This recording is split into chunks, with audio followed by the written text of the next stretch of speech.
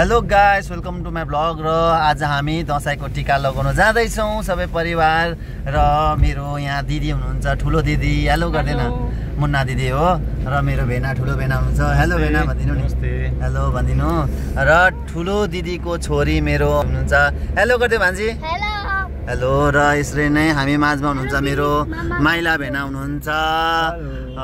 र यसरी नै मेरो दिदी माइली दिदी हुनुहुन्छ, बिनु। हेलो गर्दैन। र माइला दिदी भेनाको नानी भान्जो बाबु छ। हेलो भान्जो गर्दै न। हेलो भान्जो। र माझमा हुनुहुन्छ कान्छी, हाम्रो कविता घरको कान्छी। अनि म त तपाईँहरूलाई मलाई त चिनिरहनु भएको होला।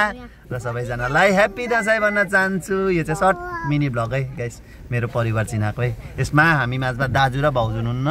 दाजु ड्युटीमा छ, भाउजू माइत जानुभएको छ, आमा बाबा घरमा हुनुहुन्छ। अरू यहाँ भएको चाहिँ तपाईँहरूलाई चिनाए गाइस भन्दै सबैलाई ह्याप्पी दसैँ भन्न चाहन्छु। By by guys.